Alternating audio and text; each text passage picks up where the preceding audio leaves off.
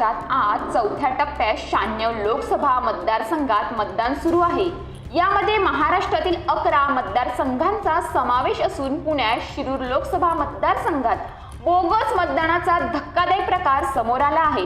मतदारांच्या नावे बोगस व्यक्तीने मतदान करून स्वाक्षरी केल्याचं निदर्शनास आलं असून या विरोधात अमोल कोल्हे यांच्या प्रतिनिधींनी केंद्र प्रमुखांना जाब विचारला।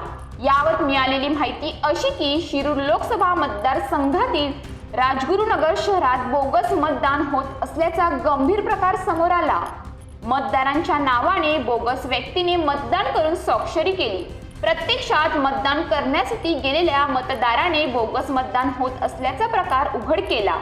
बोगस मतदान होत असल्याने प्रशासनाच्या कारभारावर पुन्हा एकदा शंका उपस्थित केली जात आहे। शिरूर शिवाय पुणे मतदारसंघातील बोगस मतदानाचा प्रकार उघडकीस आला आहे। पुणे काँग्रेस शहराध्यक्षांच्या नावानेच मतदान केलं गेल्याचं समोर आलं। या विरोधात आता पुणे शहर काँग्रेसचे अध्यक्ष अरविंद शिंदे यांनी चौकशीची मागणी केली आहे। पुणे आणि शिरूर लोकसभा मतदारसंघात बोगस मतदानाच्या या दोन प्रकारामुळे आता प्रशासनाला जाब विचारला जात आहे।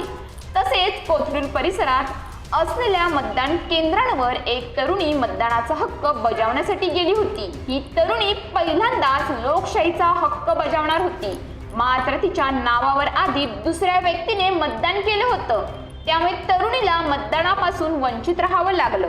हा प्रकार समोर येताच तरुणी चांगलीच संतापली। आपल्यासोबत घडलेल्या प्रकाराची माहिती तिने व्हिडिओच्या माध्यमातून दिली। गौतमी पाटील असं या तरुणीचं नाव आहे। ती कोथरूड परिसरातील रहिवासी आहे। सोमवारी सकाळी गौतमी थोरात उद्यान येथील मतदान केंद्रावर मतदान करण्यासाठी गेली होती। दरम्यान मतदान कर्मचाऱ्यांनी मला 17 नंबरचा फॉर्म भरून दुसरे मतदान कर असं सांगितलं आहे, पण आता मी दुसरं मतदान करणार नाही असंही गौतमीने सांगितलं आहे।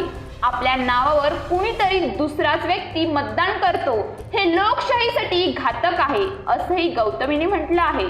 मतदानाच्या ठिकाणी असलेले अधिकारी मतदारांचे ओळखपत्र तपासणी करून नोंद करीत नाहीत का, असा देखील प्रश्न उपस्थित केला जात आहे। बोगस मतदान ही लोकशाहीसाठी फारच घातक आहे आणि त्यात निवडणूक निर्णय अधिकारी आणि त्यांचे कर्मचारी अशा बोगस मतदानाला पाठीशी घालत असतील तर भारताची लोकशाही धोक्यात आहे असे म्हणावे लागेल।